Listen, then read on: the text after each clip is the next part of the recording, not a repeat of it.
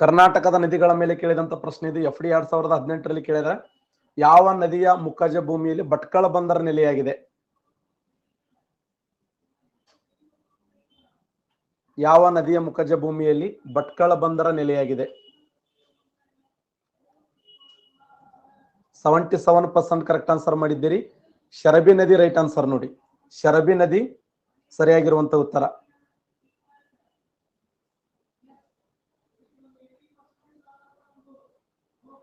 ಹೊನ್ನಾವರ ಪಟ್ಟಣದ ಮೂಲಕ ಅರಬ್ಬಿ ಸಮುದ್ರವನ್ನು ಸೇರುವ ನದಿ ಯಾವುದು? ಹೊನ್ನಾವರ ಪಟ್ಟಣದ ಮೂಲಕ, ಶಬಾಷ್, 84% ಕರೆಕ್ಟ್ ಆನ್ಸರ್ ಮಾಡಿದ್ದೀರಿ. ಹೊನ್ನಾವರ ಪಟ್ಟಣದ ಮೂಲಕ ಅರಬ್ಬಿ ಸಮುದ್ರವನ್ನು ಸೇರುವ ನದಿ ಶರಾವತಿ ನದಿ. ಸಂಪೂರ್ಣವಾಗಿ ನಿತ್ಯ ಹರಿದ್ವರ್ಣ ಕಾಡುಗಳ ಮೂಲಕ ಹರಿಯುವ ನದಿ ಯಾವುದು? ಹುಟ್ಟುವುದು ನಿತ್ಯ ಹರಿದ್ವರ್ಣ ಕಾಡುಗಳಲ್ಲಿ, ಹರಿಯುವುದು ನಿತ್ಯ ಹರಿದ್ವರ್ಣ ಕಾಡುಗಳಲ್ಲಿ, ಎಂಡಾಗುವುದು ಕೂಡ ನಿತ್ಯ ಹರಿದ್ವರ್ಣ ಕಾಡುಗಳಲ್ಲಿ. ಸಂಪೂರ್ಣವಾಗಿ ನಿತ್ಯ ಹರಿದ್ವರ್ಣ ಕಾಡುಗಳ ಮೂಲಕ ಹರಿಯುವ ನದಿ ಅಂದ್ರ ಶರಾವತಿ ನದಿ.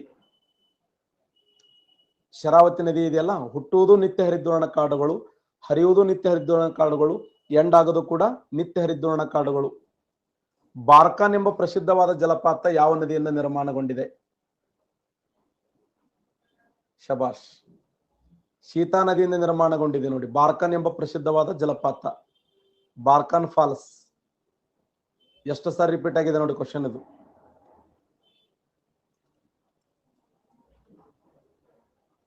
ಅಘನಾಶಿ ನದಿ ಮುಖಜ ಭೂಮಿಯಲ್ಲಿ ಕಂಡುಬರುವ, ಅಘನಾಶಿನಿ ನದಿ ಮುಖಜ ಭೂಮಿಯಲ್ಲಿ ಕಂಡುಬರುವ ತಾಡ್ರಿ ಅಥವಾ ತದ್ರಿ ಅಂತ ಹೇಳಿ ನೋಡ್ತೀವಿ.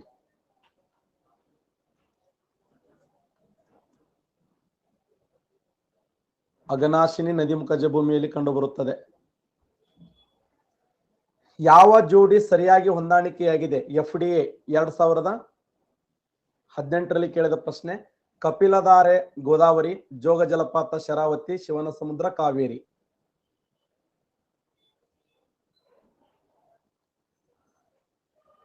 ಯಾವ ಜೋಡಿ ಸರಿಯಾಗಿ ಹೊಂದಾಣಿಕೆಯಾಗಿದೆ? ರೈಟ್, BC ಮಾತ್ರ ಸರಿಯಾಗಿದೆ ನೋಡಿ. ಈಗರ ಹೇಳಿ ನೀನು ಕ್ವಶನ್. BC ಮಾತ್ರ ಸರಿಯಾಗಿದೆ.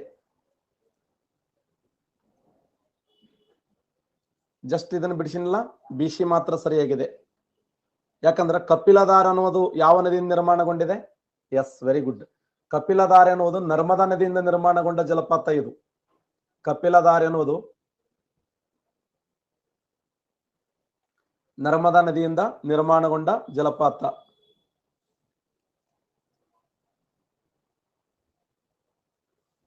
ಜೋಗ ಜಲಪಾತ ಯಾವ ಜಿಲ್ಲೆಯಲ್ಲಿದೆ? ಜೋಗ್ ಫಾಲ್ಸ್. ಶಬಾಷ್, ಶಿವಮೊಗ್ಗ ಜಿಲ್ಲೆಯಲ್ಲಿ ಕಂಡು ಬರ್ತದೆ ನೋಡಿ. ಜೋಗ್ ಫಾಲ್ಸ್ ಯಾವ ಜಿಲ್ಲೆ ಅಂದ್ರೆ ಶಿವಮೊಗ್ಗ. ಬಂಡಾಜೆ ಫಾಲ್ಸ್, ಬಂಡಾಜೆ ಫಾಲ್ಸ್ ದಕ್ಷಿಣ ಕನ್ನಡ ಜಿಲ್ಲೆ ನೋಡಿ. ಬಂಡಾಜೆ ಫಾಲ್ಸ್, ಬಂಡಾಜೆ ಫಾಲ್ಸ್ ಯಾವ ನದಿಯಿಂದ ನಿರ್ಮಾಣಗೊಂಡಿದೆ? ಶಬಾಷ್, ನೇತ್ರಾವತಿ ನದಿಯಿಂದ ನಿರ್ಮಾಣಗೊಂಡಿದೆ ನೋಡಿ. ನೇತ್ರಾವತಿ ನದಿಯ ಉಪನದಿ ಯಾವ್ದಂದ್ರ ಕುಮಾರಧಾರ. ಕುಮಾರಧಾರ, ನೇತ್ರಾವತಿ ನದಿಯ ಉಪನದಿ ಅಂದ್ರೆ ಕುಮಾರಧಾರ. ಕುಮಾರಧಾರ ನದಿ ನಿರ್ಮಾಣ ಮಾಡಿದ ಪ್ರಸಿದ್ಧವಾದ ಜಲಪಾತ Mallalli falls. Mallalli falls, Mallalli falls ಯಾವ ಜಿಲ್ಲೆಯಲ್ಲಿದೆ? Yes, very good. ಕೊಡಗು ಜಿಲ್ಲೆಯಲ್ಲಿ ಕಂಡು ಬರ್ತದೆ. ಕೊಡಗು ಜಿಲ್ಲೆಯಲ್ಲಿ. ಕುಮಾರಧಾರ ಯಾವ ದೇವಸ್ಥಾನದ ಮೇಲೆ ಹಾದು ಹೋಗಿದೆ? Kumaradhara, yes, very good. Karnataka ರಾಜ್ಯದ ದೇವಾಲಯಗಳ ನಗರ ಎನಿಸಿಕೊಂಡಂತ ಕುಕ್ಕೆ ಸುಬ್ರಹ್ಮಣ್ಯ ದೇವಸ್ಥಾನದ ಮೇಲೆ ಹಾದು ಹೋದ ನದಿ ಯಾವ್ದಂದ್ರ ಕುಮಾರಧಾರ. ಕುಮಾರಧಾರ ಅನ್ನುವಂತ ನದಿ ಕುಕ್ಕೆ ಸುಬ್ರಹ್ಮಣ್ಯ, ಕರ್ನಾಟಕ ರಾಜ್ಯದ ದೇವಾಲಯಗಳ ನಗರ ಎನಿಸಿಕೊಂಡಂತ ಕುಕ್ಕೆ ಸುಬ್ರಹ್ಮಣ್ಯದ ಮೇಲೆ ಹಾದು ಹೋಗಿರುವಂತ ನದಿ ಕುಮಾರಧಾರ. ಕುಮಾರಧಾರ ನದಿಯ ಉಪನದಿ ಯಾವ್ದಂದ್ರ ಗುಂಡ್ಯ. ಹೌದು, ಗುಂಡ್ಯಾ ನದಿಯ ನೀರನ್ನ, ಕುಮಾರಧಾರ ನದಿಯ ನೀರನ್ನ, ನೇತ್ರಾವತಿ ನದಿಯ ನೀರನ್ನ, ಪಶ್ಚಿಮಕ್ಕೆ ಹರಿಯುವ ನದಿಯ ನೀರನ್ನ ಪೂರ್ವಕ್ಕೆ ಟರ್ನ್ ಮಾಡಿ ಈ ನೇತ್ರಾವತಿ ನದಿ ನೀರು ಎದಕ್ಕೆ ಕನೆಕ್ಟ್ ಮಾಡೋದಂದ್ರ ಅರ್ಕಾವತಿಗೆ ಕನೆಕ್ಟ್ ಮಾಡೋದು. ಅದನ್ನೇ ಏನಂತ ಕರೀತಾರಂದ್ರೆ ಎಸ್, ಯಾವ ಯೋಜನೆ ಅಂತ ಕರೀತಾರೆ? ನೇತ್ರಾವತಿಯ ನದಿಯ ನೀರನ್ನ ಅರ್ಕಾವತಿ ಕನೆಕ್ಟ್ ಮಾಡೋದು. ಎಕ್ಸಲೆಂಟ್. ಎತ್ತಿನ ಹೊಳೆ ಯೋಜನೆ ಅಂತ ಕರೀತಾರೆ ನೋಡಿ. ಎತ್ತಿನ ಹೊಳೆ ಯೋಜನೆ, ಎತ್ತಿನ ಹೊಳೆ ಯೋಜನೆ. ಎತ್ತಿನ ಹೊಳೆ ಯೋಜನೆ.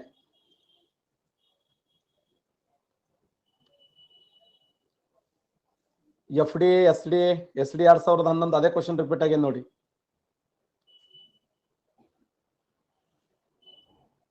ಕ್ವಶನ್ ಕೇಳಿದ್ದು ಯಾವ ಉಪನದಿ ಕರ್ನಾಟಕ ರಾಜ್ಯದಲ್ಲಿ ಉಗಮಿಸುತ್ತದೆ ಅಂತ ಕ್ವಶನ್ ಕೇಳೋಣ. ಯಾವ ಉಪನದಿ ಕರ್ನಾಟಕ ರಾಜ್ಯದಲ್ಲಿ ಉಗಮಿಸುತ್ತದೆ? ಪಂಚಗಂಗಾ, ದೂದಗಂಗಾ, ತುಂಗಭದ್ರಾ, ಕೊಯ್ಯಾ ಆಗಿರೋದು ಕೊಯ್ನಾ ಅದು.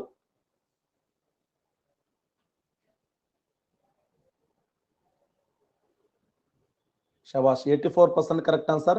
ತುಂಗಭದ್ರಾ ರೈಟ್ ಆನ್ಸರ್ ನೋಡಿ. ತುಂಗಭದ್ರಾ ಸರಿಯಾಗಿರುವಂತ ಉತ್ತರ. ತುಂಗಭದ್ರಾ, ಯಾಕಂದ್ರೆ ಕೃಷ್ಣಾ ನದಿಗೆ ಅನೇಕ ಉಪನದಿಗಳನ್ನ ನೋಡ್ತೀವಿ ನಾವು. ಕೃಷ್ಣಾ ನದಿಗೆ ಅನೇಕ ಉಪನದಿಗಳದಾವೆ. ಆ ಉಪನದಿಗಳಲ್ಲಿ ತುಂಗಭದ್ರಾ ಇದೆಯಲ್ಲ ಕರ್ನಾಟಕ ರಾಜ್ಯದಲ್ಲಿ ಉಗಮ ಹೊಂದುತ್ತದೆ. ಎಲ್ಲಿ? ಚಿಕ್ಕಮಗಳೂರು ಜಿಲ್ಲೆಯ ಈ ತುಂಗ ಮತ್ತು ಭದ್ರಾ.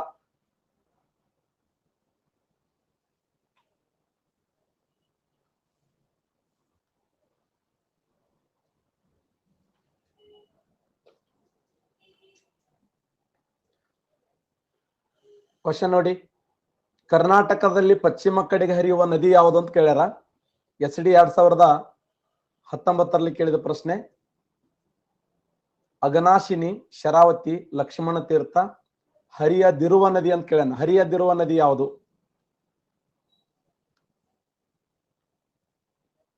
ಹರಿಯದಿರುವ ನದಿ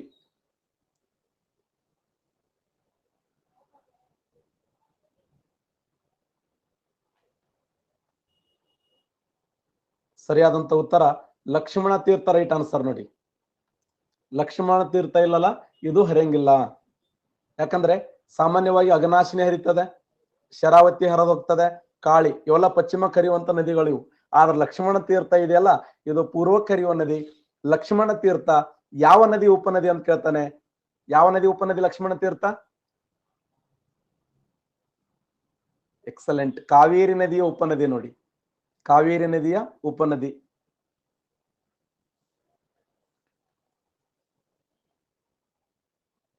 ಇರ್ಪು ಎಂಬ ಜಲಪಾತ ಯಾವ ನದಿಯಿಂದ ನಿರ್ಮಾಣಗೊಂಡಿದೆ? ಇರ್ಪು ಫಾಲ್ಸ್.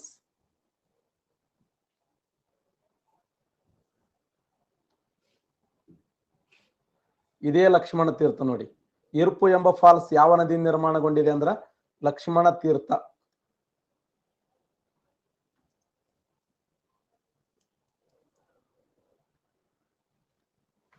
ಕರ್ನಾಟಕದ ಪ್ರಸಿದ್ಧ ದೋಬ್ ಪ್ರದೇಶ ಈ ನದಿಗಳ ಮಧ್ಯೆ ಕಂಡು ಬರುತ್ತದೆ.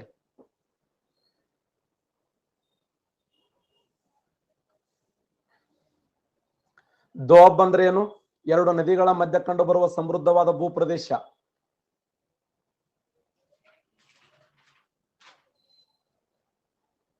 ಸರಿಯಾದಂತ ಉತ್ತರ ತುಂಗಭದ್ರಾ ಮತ್ತು ಕೃಷ್ಣಾ ನದಿಗಳ ಮಧ್ಯೆ ಕಂಡು ಬರುತ್ತದೆ ನೋಡಿ. ಎರಡು ನದಿಗಳ ಮಧ್ಯೆ ಕಂಡು ಬರುವ ಸಮೃದ್ಧವಾದ ಭೂಪ್ರದೇಶವನ್ನ ದೋಬ್ ಅಂತ ಕರೀತಾರೆ. ಉದಾಹರಣೆ ಬಿಸ್ಟ್ ದೋಬ್ ಕೇಳಿರಿ. ಬಿಸ್ಟ್ ಅಂದ್ರೆ ಏನು? ಬಿಯಾಸ್ ಮತ್ತು ಸಟ್ಲೇಜ್ ನದಿಗಳ ಮಧ್ಯೆ ಕಂಡು ಬರುತ್ತದೆ. ಹಾಗಾದ್ರೆ ತುಂಗಭದ್ರಾ ಅನ್ನುವಂಥದ್ದೇನು ರಾಯಚೂರು ದೋಬ್ ಎಲ್ಲಿ ಕಂಡು ಬರ್ತಂದ್ರೆ ತುಂಗಭದ್ರಾ ಮತ್ತು ಕೃಷ್ಣಾ ನದಿಗಳ ಮಧ್ಯದಲ್ಲಿ ಕಂಡು ಬರುತ್ತದೆ. ಕೃಷ್ಣಾ ಮತ್ತು ತುಂಗಭದ್ರಾ ನದಿಗಳ ಮಧ್ಯೆ ಕಂಡು ಬರುವುದು ರಾಯಚೂರು ದೋಬ್ ಅಂತ ಹೇಳಿ ಗುರುತಿಸ್ತೀವಿ. ಕರ್ನಾಟಕ ರಾಜ್ಯದಲ್ಲಿ ಈಶಾನ್ಯ ಅಭಿಮುಖವಾಗಿ ಹರಿಯುವ ನದಿ ಯಾವುದು?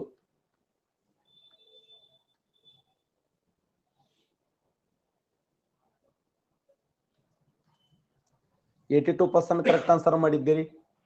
ತುಂಗಭದ್ರಾ ನದಿ ನೋಡಿ. ಕರ್ನಾಟಕ ರಾಜ್ಯದಲ್ಲಿ ಈಶಾನ್ಯ ಅಭಿಮುಖವಾಗಿ ಹರಿಯುವ ನದಿ ತುಂಗಭದ್ರಾ ನದಿ. ಉತ್ತರ ಕರ್ನಾಟಕ ಹಾಗೂ ದಕ್ಷಿಣ ಕರ್ನಾಟಕಗಳನ್ನು ಇಬ್ಬಾಗ ಮಾಡುವ ನದಿ 89% ಕರೆಕ್ಟ್ ಆನ್ಸರ್. ನಿನ್ನೆ ಇದನ್ನು ಡಿಸ್ಕಸ್ ಮಾಡಿದ್ದೆವು. ತುಂಗಭದ್ರಾ ರೈಟ್ ಆನ್ಸರ್ ನೋಡಿ.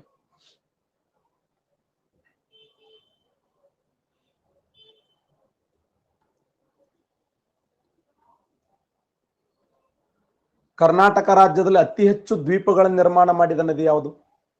ಕರ್ನಾಟಕ ರಾಜ್ಯದಲ್ಲಿ ಗರಿಷ್ಠ ದ್ವೀಪಗಳನ್ನು ನಿರ್ಮಾಣ ಮಾಡಿದ ನದಿ. ಚಿಕ್ಕ ಚಿಕ್ಕ ಚಿಕ್ಕ ಚಿಕ್ಕ ದ್ವೀಪಗಳದಾವ ಸಾಕಷ್ಟು. ಸರಿಯಾದಂತ ಉತ್ತರ ಕಾಳಿ ನದಿ ನೋಡಿ. ಉತ್ತರ ಕನ್ನಡ ಜಿಲ್ಲೆಯಲ್ಲಿ ಕಾಳಿ ನದಿ ಗರಿಷ್ಠ ದ್ವೀಪಗಳನ್ನು ನಿರ್ಮಾಣ ಮಾಡಿದೆ.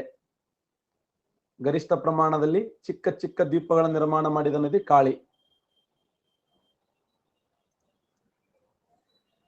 ಕಾವೇರಿ ನದಿ ಈ ಕೆಳಗಿನ ರಾಜ್ಯಗಳ ಮಧ್ಯೆ ವಿವಾದ ಇದೆ.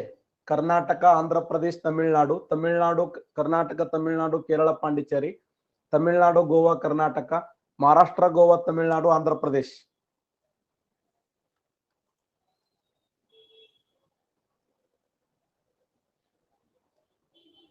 ಸರಿಯಾದಂತ ಉತ್ತರ ಬಿ, ರೈಟ್ ಆನ್ಸರ್ ನೋಡಿ.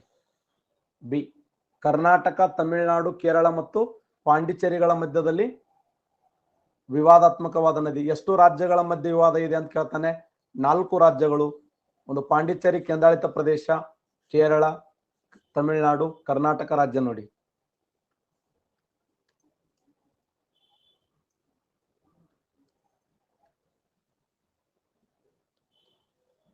PSI 2000 ಕೇಳಿದಂತ ಪ್ರಶ್ನೆ ಇದು. ಕೂಡಲ ಸಂಗಮವು ಕೆಳಗಿನ ಯಾವ ನದಿಗಳ ಸಂಗಮವಾಗಿದೆ? ಕೂಡಲ ಸಂಗಮದಲ್ಲಿ ಯಾವ ನದಿಗಳು ಒಂದಾಗ್ತವೆ? ತಿಪ್ಪಣ್ಣ ಅವರು ವೆರಿ ಗುಡ್, ಅತಿ ವೇಗದಲ್ಲಿ ಆನ್ಸರ್ ಮಾಡಿದ್ದೀರಿ. ಸಾಗರ್ ಅವರು, ಸುಬೇಂದ್ರ ಅವರು, ಶ್ರೀಕಾಂತ್ ಅವರು, ಪುನೀತ್ ಅವರು. ಸರಿಯಾದಂತ ಉತ್ತರ ಕೃಷ್ಣ ಮತ್ತು ಮಲಪ್ರಭಾ ನದಿಗಳು ರೈಟ್ ಆನ್ಸರ್ ನೋಡಿ. ಕೃಷ್ಣ ಮತ್ತು ಮಲಪ್ರಭಾ ನದಿಗಳು ಸರಿಯಾದಂತ ಉತ್ತರ. ಕೂಡಲ ಸಂಗಮದಲ್ಲಿ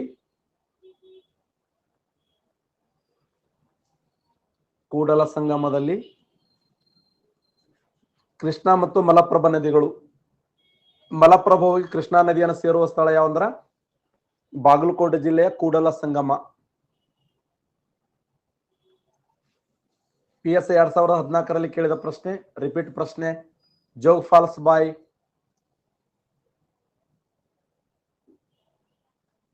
ಶರಾವತಿ ರಿವರ್.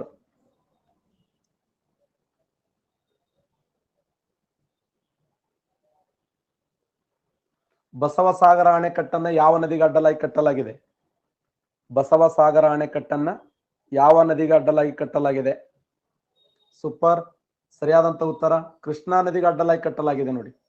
ಬಸವಸಾಗರ ಅಣೆಕಟ್ಟು ಯಾವ ನದಿಗೆ ಅಡ್ಡಲಾಗಿ ಕಟ್ಟಲಾಗಿದೆ ಅಂದ್ರ ಕೃಷ್ಣಾ ನದಿಗೆ ಅಡ್ಡಲಾಗಿ ಕಟ್ಟಲಾಗಿದೆ. ಎಲ್ಲಿ? ನಾರಾಯಣಪುರ ಅಣೆಕಟ್ಟಿಗಿರುವಂತ ಇನ್ನೊಂದು ಹೆಸರೇ ಬಸವಸಾಗರ ನೋಡಿ. ತುಂಗಾ ನದಿ ಜನ್ಮ ತಾಳುವ ಸ್ಥಳ ಯಾವ್ದಂದ್ರೆ ಚಿಕ್ಕಮಗಳೂರು ಜಿಲ್ಲೆಯ ಕುದುರೆಮುಖ ರಾಷ್ಟ್ರೀಯ ಉದ್ಯಾನವನ. ನಾವು ನಿನ್ನೆ ಇದನ್ನು ಡಿಸ್ಕಸ್ ಮಾಡಿದ್ದೇವೆ. ಕೊಡಗು ಮಡಿಕೇರಿ ಎಲ್ಲ ನೋಡಿ. ಕಾವೇರಿ ನದಿ ಉಗಮ ಸ್ಥಳ ಯಾವ್ದಂದ್ರ ತಲಕಾವೇರಿ ಎಂಬ ಸ್ಥಳದಲ್ಲಿ ಜನ್ಮ ತಾಳ್ತದೆ. ಓಕೆ,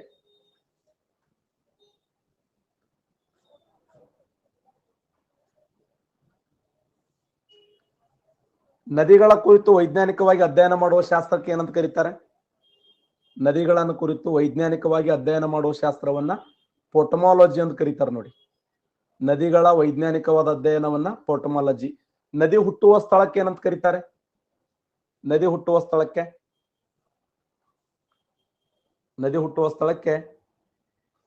ನದಿ ಮೂಲ ಅಂತ ಕರೀತಾರೆ.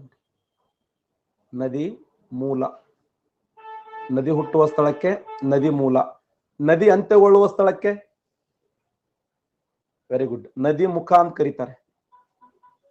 ನದಿ ಮುಖ. ಹುಟ್ಟುವ ಸ್ಥಳವನ್ನ ನದಿ ಮೂಲ ಅಂತ ಕರೆದ್ರೆ ಅಂತ್ಯಗೊಳ್ಳುವ ಸ್ಥಳ ನದಿ ಮುಖ. ನದಿ ಎಷ್ಟು ಹಂತದಲ್ಲಿ ಚಲಿಸ್ತದ ಅಂತಂದ್ರೆ ನದಿ ಹುಟ್ಟಿನಿಂದ ಸಾಯುವವರೆಗೆ 3 ಹಂತಗಳಲ್ಲಿ ಚಲಿಸ್ತದ. 3 ಹಂತಗಳು ಯಾವಂದ್ರ ಬಾಲ್ಯ, ಯೌವನ, ಮುಪ್ಪು. ಬಾಲ್ಯಾವಸ್ಥೆ, ಯೌವನಾವಸ್ಥೆ, ಮುಪ್ಪಾವಸ್ಥೆ. ನದಿಗಳು ಜಲಪಾತಗಳನ್ನ ಎಲ್ಲಿ ಸೃಷ್ಟಿ ಮಾಡ್ತವೆ? ನದಿಗಳು ಜಲಪಾತಗಳನ್ನು ಎಲ್ಲಿ ಸೃಷ್ಟಿ ಮಾಡುತ್ತವೆ ಅಂದ್ರೆ ಬಾಲ್ಯದಲ್ಲಿ ಸೃಷ್ಟಿ ಮಾಡ್ತವೆ. ಜಲಪಾತಗಳು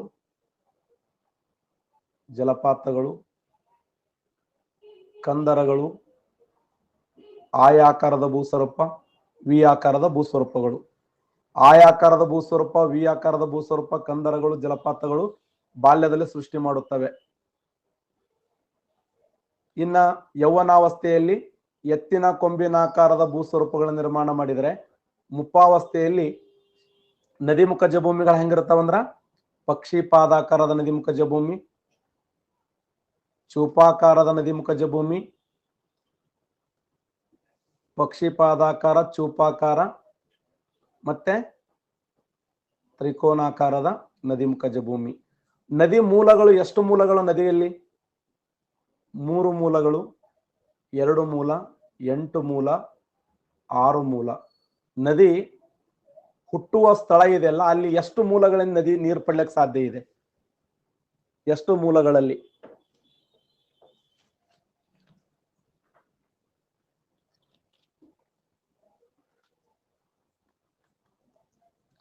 ನದಿ ತನ್ನ ನೀರನ್ನ ಪಡಿಬೇಕಾದ್ರೆ, ನದಿ ಹೋಗ್ಬೇಕಾದ್ರೆ, ನದಿ ಹುಟ್ಟಬೇಕಾದ್ರೆ 2 ಮೂಲಗಳಿಂದ ನೀರನ್ನು ಪಡಿತದೆ.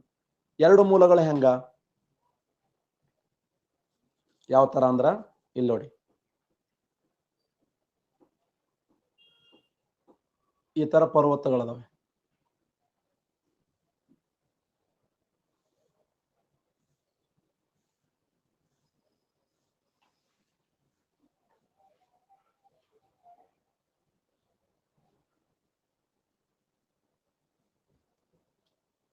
ಗರಿಷ್ಠ ಪ್ರಮಾಣದಲ್ಲಿ ಮಳೆ ಆಗ್ತದೆ, ಹೌದಾ? ಅಪಾರ ಪ್ರಮಾಣದಲ್ಲಿ ಮಳೆ ಆಗ್ತದೆ. ನಾವೇನು ಅನ್ಕೋತೀವಿ ಅಂದ್ರ ಮಳೆ ನೀರೇ ನದಿ ಆಗ್ತದ ಅಂತ. ಸುಳ್ಳದು. ಅದು ರಭಸ ಅಷ್ಟೇ ಇರುತ್ತದೆ. ಮಳೆ ನೀರು ಯಾವತ್ತು ನದಿಯಾಗಿ ಹರಿಯಂಗಿಲ್ಲ.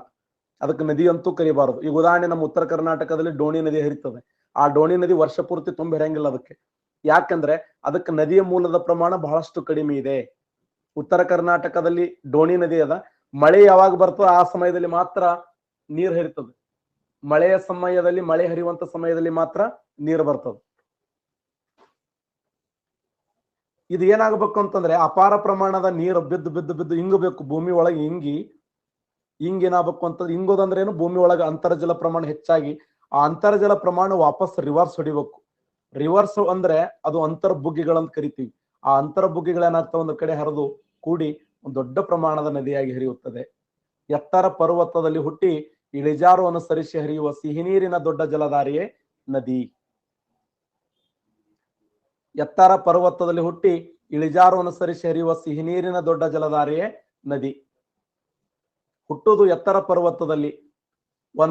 ಒಂದು ಅಂತರ್ಜಲ ಇದು ಗ್ರೌಂಡ್ ವಾಟರ್ ಅಂತ ಕರಿತೀವಿ. ಗ್ರೌಂಡ್ ವಾಟರ್ ಮನೆ PSI ಟ್ರಾನ್ಸ್ಲೇಷನ್ದಾಗ ಗ್ರೌಂಡ್ ವಾಟರ್ ಕೇಳಿದ್ರೆ ಹುಡುಗ ಕೆಳಗೆ ನೀರಂತ ಬರ್ದಾನ. ಅಂತರ್ಜಲ ಅಂತ ಕರಿತೀವಿ. ಅಂತರ್ಜಲ ಅಂದ್ರೆ ಏನು? Ground water. ಆ ಗ್ರೌಂಡ್ ವಾಟರ್ ಅಂದ್ರು ಅಂತರ್ಜಲ. ಪಾಪ ಟ್ರಾನ್ಸ್ಲೇಷನ್ ಮಾಡ್ಬೇಕಲ್ಲ, ಟ್ರಾನ್ಸ್ಲೇಷನ್ ಮಾಡ್ಬೇಕಾದ್ರೆ ಏನ್ರ ಮಾಡಿ ಗದ್ದಲಾಕನ್ ಇರ್ಲಿ. ಅಂತರ್ಜಲ ಅಂದ್ರೆ ಏನು? ಗ್ರೌಂಡ್ ವಾಟರ್ ಅಂತ ಕರಿತೀವಿ. ಒಂದು ಗ್ರೌಂಡ್ ವಾಟರ್ ಆದ್ರ ಇನ್ನೊಂದು ಮೂಲ ಯಾವ್ದು ಹೇಳ್ರಿ? ಇನ್ನೊಂದು ಮೂಲ ಎಕ್ಸಲೆಂಟ್, ಹಿಮ. ನೋಡಿ, ಹಿಮ ನದಿಗಳು. ಹಿಮ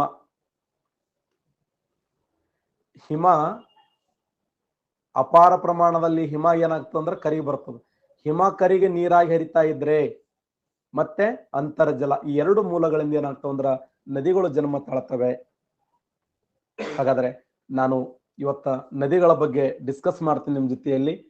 ಯಾಕಂದ್ರೆ ನದಿ, ಜಲಪಾತ, ಅಣೆಕಟ್ಟುಗಳ ಮೇಲೆ ಜಾಸ್ತಿ ಪ್ರಶ್ನೆ ಕೇಳುವಂತ ಸಾಧ್ಯತೆ ಇದೆ. ಹಾಗಾದ್ರೆ ಇವತ್ತು ನಾವು ನದಿಗಳ ಬಗ್ಗೆ ಡಿಸ್ಕಸ್ ಮಾಡೋಣ. ಎತ್ತರ ಪರ್ವತದಲ್ಲಿ ಹುಟ್ಟಿ ಇಳಿಜಾರು ಅನುಸರಿಸಿ ಹರಿಯುವ ಸಿಹಿ ನೀರಿನ ದೊಡ್ಡ ಜಲಧಾರಿಯೇ ನದಿ ಅಂತ ಕರೀತಾರೆ. ಗ್ಲೇಸಿಯರ್ಗಳು.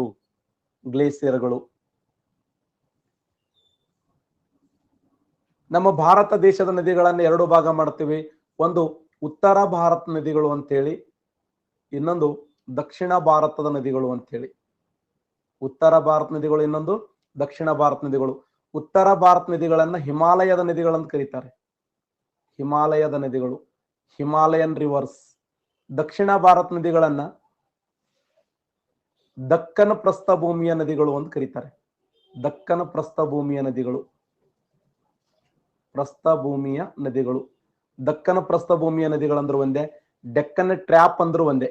ದಕ್ಕನ ಪ್ರಸ್ಥಭೂಮಿಯ ನದಿಗಳು, ಉತ್ತರದಲ್ಲಿ ಹಿಮಾಲಯದ ನದಿಗಳು. ಉತ್ತರದ ಪ್ರಮುಖ ಹಿಮಾಲಯದ ನದಿಗಳು ಯಾವಂದ್ರ, ಒಂದು ಗಂಗಾ, 2 ಸಿಂಧು, 3 ಬ್ರಹ್ಮಪುತ್ರ. ಈ 3 ನದಿಗಳು ಉತ್ತರ ಭಾರತದಲ್ಲಿ ಅತ್ಯಂತ ಪ್ರಮುಖವಾಗಿರುವಂತ ನದಿಗಳಂತ ಗುರುತಿಸ್ತೀವಿ.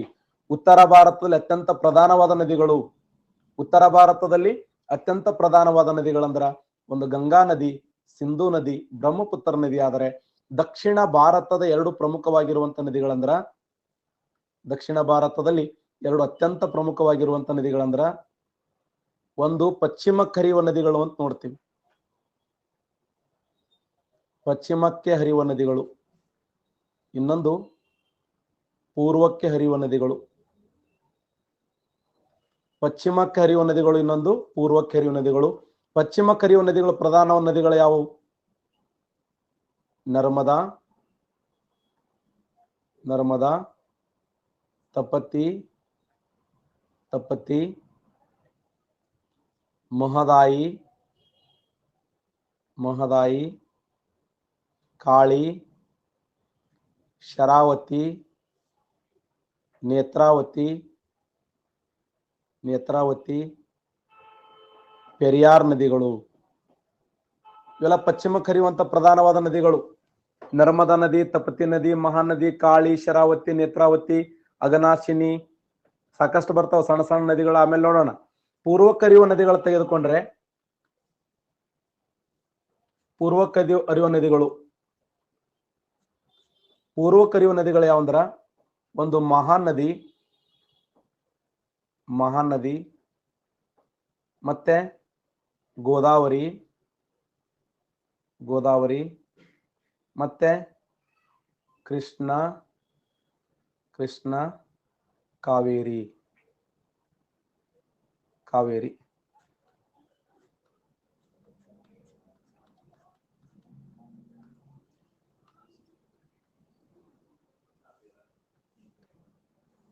ನೋಡಿ, ದಕ್ಕನ ಪ್ರಸ್ಥಭೂಮಿಯ ನದಿಗಳನ್ನ ಡೆಕ್ಕನ್ ಟ್ರ್ಯಾಪ್ ಅಂತ ಕರೀತಾರೆ.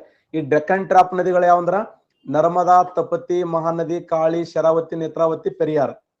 ಆಮೇಲೆ ಪೂರ್ವಕ್ಕೆ ಹರಿಯುವ ನದಿಗಳು ಮಹಾನದಿ, ಗೋದಾವರಿ, ಕೃಷ್ಣ, ಕಾವೇರಿ. ಪೂರ್ವಕ್ಕೆ ಹರಿಯುವ ನದಿಗಳು, ಪಶ್ಚಿಮಕ್ಕೆ ಹರಿಯುವ ನದಿಗಳು. ಹಾಗಾದ್ರೆ ದಕ್ಷಿಣ ಭಾರತದಲ್ಲಿ ಪಶ್ಚಿಮಕ್ಕೆ ಹರಿಯುವ ನದಿಗಳಂತ ತೆಗೆದುಕೊಂಡ್ರೆ ಫಸ್ಟ್ನೇದು ಯಾವಂದ್ರೆ ನರ್ಮದಾ ನದಿ. ನೋಡಿ, ಫಸ್ಟ್ ನರ್ಮದಾ ನದಿ.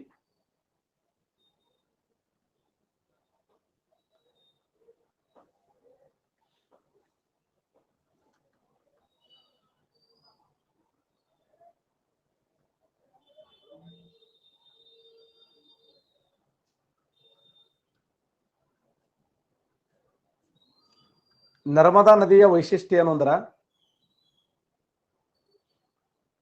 ನರ್ಮದಾ ಇದು ಅಮರಕಂಟಕ ಎಂಬ ಸ್ಥಳದಲ್ಲಿ, ಮಧ್ಯಪ್ರದೇಶದ ಅಮರಕಂಟಕ, ಮಧ್ಯಪ್ರದೇಶದ ಅಮರಕಂಟಕ ಎಂಬ ಸ್ಥಳದಲ್ಲಿ ಜನ್ಮ ತಾಳತ ನರ್ಮದಾ. ನರ್ಮದಾ ನದಿ ಜನ್ಮ ತಾಳದಲ್ಲಿ ಅಂದ್ರ ಇನ್ನೊಂದು ವಿಶೇಷ ಏನಂದ್ರೆ, ಈ ಮಧ್ಯಪ್ರದೇಶದ ಅಮರಕಂಟಕ ಇದೆಯಲ್ಲ, ಇದ್ರ ಬಗ್ಗೆ ನಾನು ಸಾಕಷ್ಟು ಬಾರಿ ಹೇಳಿ ನಿಮಗೆ. ಏನು ವಿಶೇಷ ಅದು? ಶಬಾಷ್. ರೇಡಿಯಲ್ ರಿವರ್ ಸಿಸ್ಟಮ್ ಅಂತ ಕರೀತಾರೆ. ರೇಡಿಯಲ್ ರಿವರ್ ಸಿಸ್ಟಮ್ ಅಂದ್ರೆ ಏನು? ಒಂದು ಪರ್ವತದಲ್ಲಿ ಹುಟ್ಟುವಂತ ನದಿಗಳು ಬೇರೆ ಬೇರೆ ದಿಕ್ಕುಗಳು ಹರಿತಾ ಇದ್ರೆ ಅವಕ್ಕೆ ಏನಂತ ಕರೀತಾರೆ? Radial river system. ಯಾರು ಪೊಲಿಟಿಕಲ್ ಸೈನ್ಸ್ ಅನ್ನೋರು ಮುಂಜಾನೆ ತಗೊಂಡಿಲ್ಲ 6 ಗಂಟೆಗೆ, ಮಾರ್ನಿಂಗ್ 6 ಗಂಟೆಗೆ, ಇವತ್ತು ಮಾರ್ನಿಂಗ್ 6 ಗಂಟೆಗೆ ಪೊಲಿಟಿಕಲ್ ಸೈನ್ಸ್ ತಗೊಂಡಿನ ಕ್ಲಾಸ್. ಮತ್ತೆ ನಾಳೆ ಯಥಾ ಪ್ರಕಾರ 6 ಗಂಟೆ, ಮಾರ್ನಿಂಗ್ 6 ಗಂಟೆಗೆ ಇರ್ತದೆ.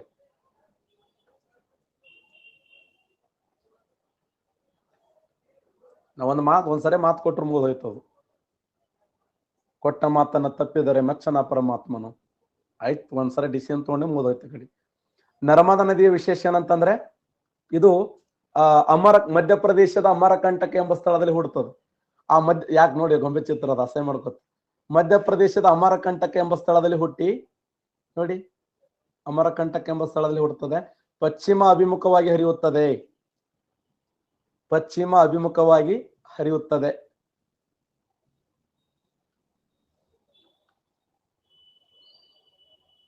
ಮಧ್ಯಪ್ರದೇಶದ ಅಮರಕಂಟಕ ಎಂಬ ಸ್ಥಳದಲ್ಲಿ ಹುಟ್ಟಿ ಪಶ್ಚಿಮಾಭಿಮುಖವಾಗಿ ಹರಿದು ಗುಜರಾತ್ ರಾಜ್ಯದ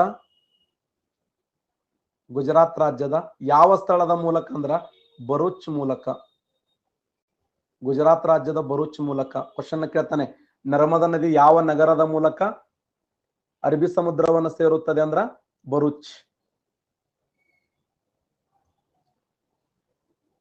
ಯಾವ ಪರ್ವತಗಳ ಮಧ್ಯೆ ಹರಿಯುತ್ತದೆ ನರ್ಮದಾ ನದಿ? ಉತ್ತರದಲ್ಲಿ ವಿಂಧ್ಯ ಪರ್ವತ, ದಕ್ಷಿಣದಲ್ಲಿ ಸಾತ್ಪುರ್ ಶ್ರೇಣಿಗಳ ಮೂಲಕ ಹರಿಯುತ್ತದೆ. ಉತ್ತರದಲ್ಲಿ ವಿಂಧ್ಯ ಪರ್ವತ, ದಕ್ಷಿಣದಲ್ಲಿ ಸಾತ್ಪುರ್. ವಿಂಧ್ಯ ಪರ್ವತ ಮತ್ತು ಸಾತ್ಪುರ್ ಶ್ರೇಣಿಗಳು ಎಂತ ಪರ್ವತಗಳಿವು? ಶಬಾಷ್. ಫೋರ್ಡ್ ಅಲ್ಲ, ಬ್ಲಾಕ್ ಮೌಂಟೇನ್ಸ್. ಸ್ತರಭಂಗ ಜನಿತ ಪರ್ವತಗಳಂತ ಕರೀತಾರೆ. ಓಕೆ, ಸ್ತರಭಂಗ ಜನಿತ ಪರ್ವತಗಳು. ವಿಂಧ್ಯ ಮತ್ತು ಸಾತ್ಪುರ್ ಶ್ರೇಣಿಗಳು ಎಂತವಂದ್ರ ಸ್ತರಭಂಗ ಜನಿತ ಪರ್ವತಗಳು. ಸ್ತರಭಂಗ ಜನಿತ ಪರ್ವತಗಳು. ಸ್ತರಭಂಗ ಜನಿತ ಪರ್ವತಗಳು. ಹಾಗಾದ್ರೆ ಮಧ್ಯಪ್ರದೇಶದ ಅಮರಕಂಟಕ ಎಂಬ ಸ್ಥಳದಲ್ಲಿ ಹುಟ್ಟಿ ಪಶ್ಚಿಮಾಭಿಮುಖವಾಗಿ ಹರಿದು ಗುಜರಾತ್ ರಾಜ್ಯದ ಭರೂಚ್ ಮೂಲಕ ಅರಬ್ಬಿ ಸಮುದ್ರವನ್ನು ಸೇರುವ ನದಿ ಯಾವಂದ್ರ ನರ್ಮದಾ ನದಿ. ನರ್ಮದಾ ನದಿ ಟೋಟಲ್ ಲೆಂತ್ ಎಷ್ಟು? ನರ್ಮದಾ ನದಿ ಇದು ನರ್ಮದಾ ನದಿ. Very good. ಎಸ್, ಸರಿಯಾದಂತ ಉತ್ತರ. ನರ್ಮದಾ ನದಿಯ ಲೆಂತ್ ಎಷ್ಟಿದೆ ಅಂದ್ರ 1312 ಕಿಲೋಮೀಟರ್ ಲೆಂತ್ ಇದೆ ನೋಡಿ. 1312 ಕಿಲೋಮೀಟರ್ ಲೆಂತ್ ಇದೆ. ಅಂದ್ರ ದಕ್ಷಿಣ ಭಾರತದಲ್ಲಿ ಪಶ್ಚಿಮಕ್ಕೆ ಹರಿಯುವ ಅತಿ ಉದ್ದವಾದ ನದಿ ಇದು. ದಕ್ಷಿಣ ಭಾರತದಲ್ಲಿ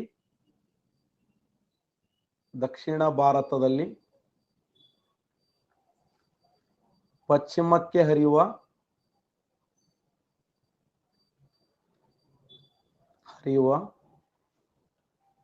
ಅತಿ ಉದ್ದವಾದ ನದಿ.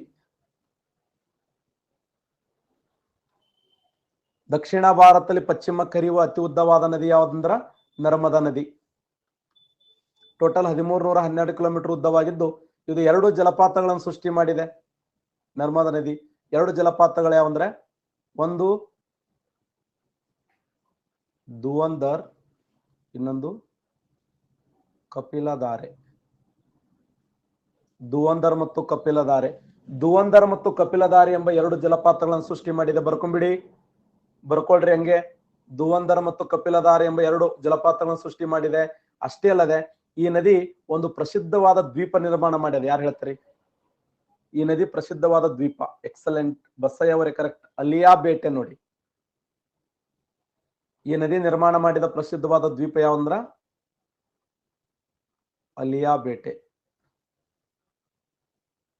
ಅಲಿಯಾ ಬೇಟೆ ಎಂಬ ಪ್ರಸಿದ್ಧವಾದ ದ್ವೀಪವನ್ನು ನಿರ್ಮಾಣ ಮಾಡಿದೆ. ಅಲಿಯಾ ಬೇಟೆ ಎಂಬ ದ್ವೀಪ ನಿರ್ಮಾಣ ಮಾಡಿದೆ. ಧುವಂಧರ್ ಮತ್ತು ಕಪಿಲಧಾರ ಅನ್ನುವಂತ 2 ಪ್ರಸಿದ್ಧವಾಗಿರುವಂತ ಜಲಪಾತಗಳದಾವೆ ನರ್ಮದಾ ನದಿ, ಧುವಂಧರ್ ಮತ್ತು ಕಪಿಲಧಾರೆ. ಈ ನದಿಯ ವಿಶೇಷ ಏನು ಅಂತಂದ್ರೆ ಹುಟ್ಟುವುದು ಕಣಿವೆಯಲ್ಲಿ.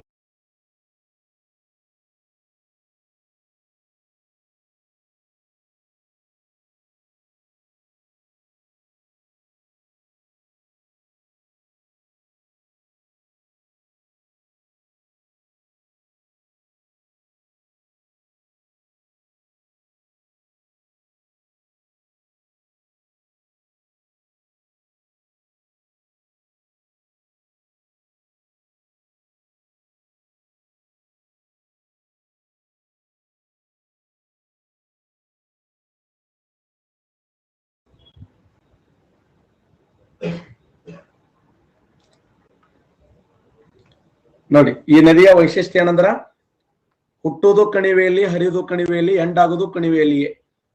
ನರ್ಮದಾ ನದಿ ಹುಟ್ಟುವುದಲ್ಲಿ ಮಧ್ಯಪ್ರದೇಶದ ಅಮರಕಂಟಕ ಎಂಬ ಸ್ಥಳದಲ್ಲಿ ಹುಟ್ಟುತ್ತದೆ. ಗುಜರಾತ್ ರಾಜ್ಯದ ಭರೂಚ್ ಮೂಲಕ ಅರಬ್ಬಿ ಸಮುದ್ರವನ್ನು ಸೇರುತ್ತದೆ. ಟೋಟಲ್ ಲೆಂತ್ ಎಷ್ಟಿದೆ? 1312 ಕಿಲೋಮೀಟರ್ ಲೆಂತ್ ಇದೆ. ದಕ್ಷಿಣ ಭಾರತದಲ್ಲಿ ಪಶ್ಚಿಮಕ್ಕೆ ಹರಿಯುವ ಅತಿ ಉದ್ದವಾದ ನದಿ ಅಂದ್ರೆ ನರ್ಮದಾ ನದಿ. 2 ದ್ವೀಪಗಳು, ಒಂದು ಧುವಂಧರ್, ಇನ್ನೊಂದು ಕಪಿಲಧಾರೆ. ಈ ನದಿ ನಿರ್ಮಾಣ ಮಾಡಿದ ಪ್ರಸಿದ್ಧವಾದ ದ್ವೀಪ ಅಂದ್ರ ಅಲಿಯಾ ಬೇಟೆ ಅನ್ನುವಂತ ದ್ವೀಪ ನಿರ್ಮಾಣ ಮಾಡಿದೆ. ಈ ನದಿಯ ವಿಶಿಷ್ಟ ಏನಂದ್ರೆ ಹುಟ್ಟುವುದು ಕಣಿವೆಯಲ್ಲಿಯೇ, ಹರಿಯುವುದು ಕಣಿವೆಯಲ್ಲಿಯೇ, ಸಾಯುವುದು ಕಣಿವೆಯಲ್ಲಿಯೇ. ಈ ನದಿಗೆ ಅಡ್ಡಲಾಗಿ ಸುಮಾರು 13 ಬೃಹತ್ ಅಣೆಕಟ್ಟುಗಳನ್ನ, 130 ಸಾಧಾರಣ ಅಣೆಕಟ್ಟುಗಳನ್ನ, 1000 ಚಿಕ್ಕ ಅಣೆಕಟ್ಟುಗಳನ್ನು ಕಟ್ಟಲಾಗಿದೆ. ನರ್ಮದಾ ನದಿಗೆ 13 ದೊಡ್ಡ ಅಣೆಕಟ್ಟುಗಳು, 130 ಸಾಧಾರಣ ಅಣೆಕಟ್ಟುಗಳು, ಆಮೇಲೆ 1000 ಚಿಕ್ಕ ಅಣೆಕಟ್ಟುಗಳನ್ನು ಕಟ್ಟಲಾಗಿದೆ. ಅದಕ್ಕೆ ಇದನ್ನು ಏನ್ ಕರೀತಾರೆ ಗೊತ್ತಾ? ಭಾರತ ದೇಶದ ಅತ್ಯಂತ ವಿವಾದಾತ್ಮಕವಾಗಿರುವಂತ ನದಿ.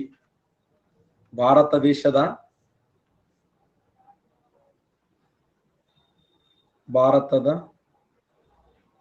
ಅತ್ಯಂತ ವಿವಾದಾತ್ಮಕ ನದಿ. ಎಷ್ಟು ರಾಜ್ಯಗಳ ಮಧ್ಯೆ ವಿವಾದ ಇದೆ ಅದು? 5 ರಾಜ್ಯಗಳು, 4 ರಾಜ್ಯಗಳು, 3 ರಾಜ್ಯಗಳು, 8 ರಾಜ್ಯಗಳು. ಈ ನದಿ ಎಷ್ಟು ರಾಜ್ಯಗಳ ಮಧ್ಯೆ ವಿವಾದ ಇದೆ? ಶಬಾಷ್. ನರ್ಮದಾ ನದಿ ಎಷ್ಟು ರಾಜ್ಯಗಳ ಮಧ್ಯೆ ವಿವಾದ ಇದೆ ಅಂದ್ರ 4 ರಾಜ್ಯಗಳ ಮಧ್ಯೆ ವಿವಾದ ಇದೆ ನೋಡಿ. 4 ರಾಜ್ಯಗಳು. ಆ 4 ರಾಜ್ಯಗಳು ಯಾವಂದ್ರ, ಒಂದು ಮಧ್ಯಪ್ರದೇಶ್, 2 ಮಹಾರಾಷ್ಟ್ರ, 3 ಗುಜರಾತ್, 4 ರಾಜಸ್ಥಾನ್. ಇನ್ನೊಂದು ವಿಶೇಷ ಏನಂದ್ರ, ರಾಜಸ್ಥಾನದ ಈ ನದಿ ಹರಿದೇ ಇಲ್ಲ, ಆದ್ರೂ ರಾಜಸ್ಥಾನ ಏನಂತಂದ್ರ ನಾನು ಜೀವ ನದಿ ಅಂತ ಹೇಳ್ಕೊಂತೀಗ ಅರ್ಥ ಮಂದಿಗೆ.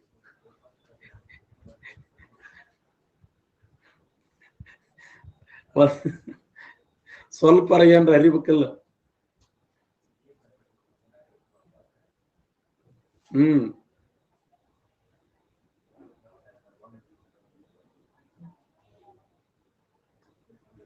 ಈ ನದಿಗೆ ಏನಿಲ್ಲ ಅಂತಂದ್ರ ನದಿ ಮುಖಜ ಭೂಮಿ ಇಲ್ಲ ನೋಡಿ. ಈ ನದಿಗೆ ಏನಿಲ್ಲ ಅಂದ್ರ ನದಿ ಮುಖಜ ಭೂಮಿ ಇಲ್ಲ. ಪ್ರಪಂಚದ 2 ನದಿಗಳಿಗೆ ನದಿ ಮುಖಜ ಭೂಮಿ ಇಲ್ಲ.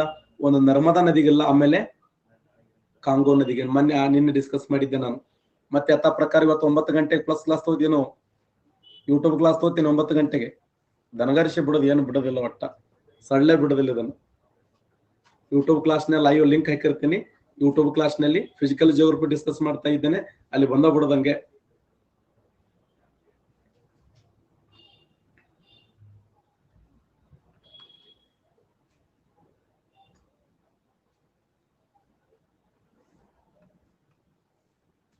ನೋಡಿ, 4 ರಾಜ್ಯಗಳ ಮಧ್ಯೆ ವಿವಾದ ಇದೆ. ಈ ನದಿಯ ಉಳಿವಿಗಾಗಿ ನಡೆದ ಹೋರಾಟವನ್ನೇ ನಾವೇನು ಕರಿತೀವಿ ಅಂದ್ರ ನರ್ಮದಾ ಬಚಾವೋ ಆಂದೋಲನ ಅಂತ ಕರಿತೀವಿ. ನರ್ಮದಾ ಬಚಾವೋ ಆಂದೋಲನ. ನರ್ಮದಾ ಬಚಾವೋ ಆಂದೋಲನ. ಈ ನರ್ಮದಾ ಬಚಾವೋ ಆಂದೋಲನ ನಾಯಕರು ಯಾರಂದ್ರ, ಎಸ್ ಎಕ್ಸಲೆಂಟ್, ಬಾಬಾ ಆಮ್ಟೆ, ಮೇಧಾ ಪಟ್ಕರ್. ಮೇಧಾ ಪಾಟ್ಕರ್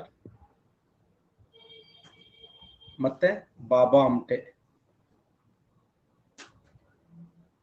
ಮೇಧಾ ಪಟ್ಕರ್ ಮತ್ತು ಬಾಬಾ ಆಮ್ಟೆ ನರ್ಮದಾ ನದಿಯ ಉಳಿವಿಗಾಗಿ ನಡೆದ ಹೋರಾಟವನ್ನೇ ನರ್ಮದಾ ಬಚಾವೋ ಆಂದೋಲನ ಅಂತ ಕರಿತೀವಿ.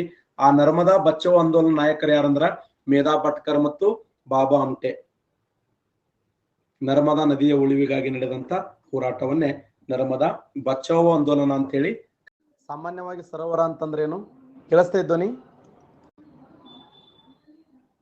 ಸರೋವರ ಅಂತಂದ್ರೆ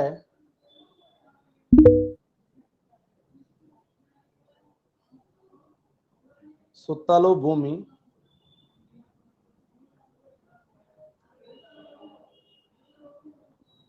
ಮಧ್ಯದಲ್ಲಿ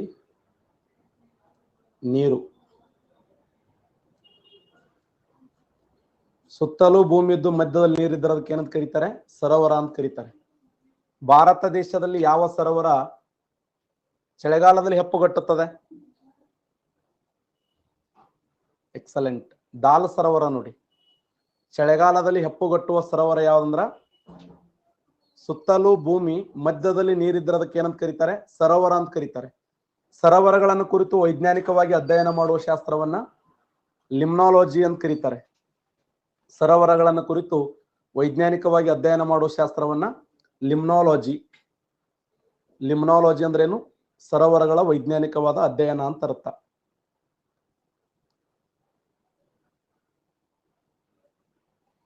ಭಾರತ ದೇಶದಲ್ಲಿ ಅನೇಕ ಸರೋವರಗಳನ್ನು ಕಾಣ್ತೀವಿ.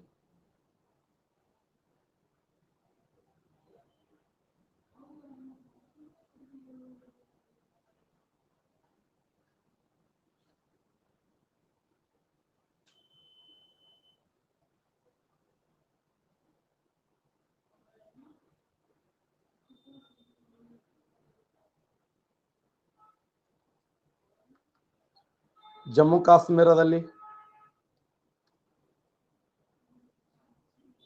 ಕಾಶ್ಮೀರದಲ್ಲಿ ಉಲಾರ್ ಸರೋವರ, ದಾಲ್ ಸರೋವರ. ಹಿಮಾಚಲ ಪ್ರದೇಶದಲ್ಲಿ ಬೋಪ್ರಾ ಸರೋವರ, ರಾಣಾ ಪ್ರತಾಪ್ ಸಾಗರ ಸರೋವರ. ಮಣಿಪುರದಲ್ಲಿ ಲೋಕಟೆಕ್ ಸರೋವರ. ಒಡಿಸ್ಸಾದಲ್ಲಿ ಚಿಲ್ಕಾ ಸರೋವರ.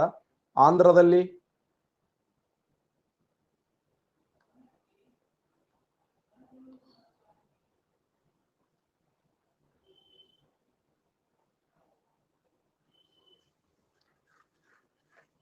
ಒಡಿಸ್ಸಾ ರಾಜ್ಯದಲ್ಲಿ ಚಿಲ್ಕಾ ಸರೋವರ ನೋಡ್ತೀವಿ. ಚಿಲ್ಕಾ.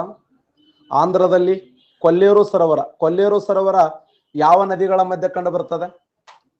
ಕೊಲ್ಲೇರು ಸರೋವರ ಎಕ್ಸಲೆಂಟ್, ಕೃಷ್ಣಾ ಮತ್ತು ಗೋದಾವರಿ ನದಿಗಳ ಮಧ್ಯೆ ಕಂಡು ಬರ್ತದೆ ನೋಡಿ.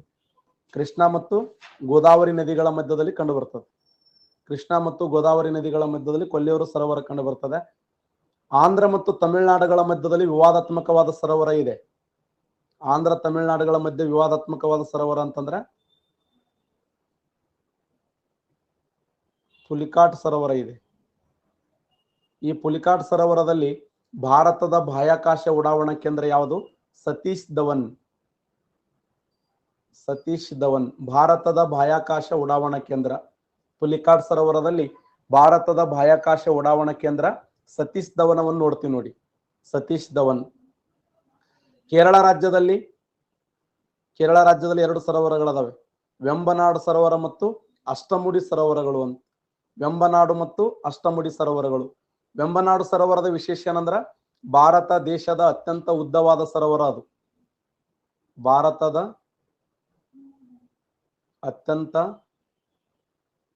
ಅತ್ಯಂತ ಉದ್ದವಾದ ಸರೋವರ ವೆಂಬನಾಡು ಸರೋವರ. ವೆಂಬನಾಡು. ಈ ವೆಂಬನಾಡು ಸರೋವರ ಯಾವ ರಾಜ್ಯದಲ್ಲಿ ಇದೆ ಅಂದ್ರೆ ಕೇರಳ ರಾಜ್ಯದಲ್ಲಿ ಕಂಡು ಬರ್ತದೆ ವೆಂಬನಾಡು ಸರೋವರ. ಮಹಾರಾಷ್ಟ್ರದಲ್ಲಿ ಯಾವ ಸರೋವರ ಇದೆ? ಮಹಾರಾಷ್ಟ್ರದಲ್ಲಿ ಲುನಾರ್ ಸರೋವರ ಇದೆ ನೋಡಿ, ಲುನಾರ್ ಸರೋವರ. ಈ ಲುನಾರ್ ಸರೋವರ ವಿಶೇಷ ಏನಂತಂದ್ರ ಇದು ಇತ್ತೀಚೆಗೆ ತನ್ನ ಗುಲಾಬಿ ಬಣ್ಣವನ್ನು ಬದಲಾವಣೆ ಮಾಡಿಕೊಂಡಿದ್ದು ಇದು ಭಾರತ ದೇಶದಲ್ಲಿ ಉಲ್ಕಪಾತದಿಂದ ನಿರ್ಮಾಣಗೊಂಡ ಸರೋವರ ಯಾವುದಂದ್ರ ಈ ಒಂದು ಉಲ್ಕಪಾತ, ಉಲ್ಕೆಗಳಿಂದ ನಿರ್ಮಾಣಗೊಂಡಂತ ಸರೋವರವಾಗಿದೆ.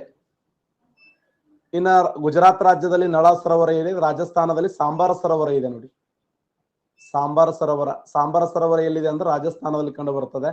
ಸಾಂಬಾರ ಸರೋವರದ ವಿಶೇಷ ಏನಂದ್ರೆ ಇದು ಭಾರತ ದೇಶದ ಅತ್ಯಂತ ದೊಡ್ಡದಾಗಿರುವಂತ ಉಪ್ಪು ನೀರಿನ ಸರೋವರ ಅಂತ ಕರಿತೀವಿ. ನಮ್ಮ ದೇಶದ ಅತಿ ದೊಡ್ಡ ಉಪ್ಪು ನೀರಿನ ಸರೋವರ ಯಾವ್ದಂದ್ರ ಸಾಂಬಾರ ಸರೋವರ. ಅರಾವಳಿ ಬೆಟ್ಟಗಳಲ್ಲಿ ಒಂದು ಸರೋವರ ಇದೆ ನೋಡಿ, ಅರಾವಳಿ ಬೆಟ್ಟಗಳಲ್ಲಿ ಎಕ್ಸಲೆಂಟ್ ನೌಕಿ ಲೇಕ್ ಅನ್ನುವಂತ ಸರೋವರ ಇದೆ. ಅರಾವಳಿ ಬೆಟ್ಟಗಳಲ್ಲಿ ಯಾವ ಸರೋವರ ಇದೆ ಅಂದ್ರ ನೌಕಿ ಲೇಕ್ ಅನ್ನುವಂತ ಸರೋವರ ಇದೆ. ನೌಕಿ ಲೇಕ್.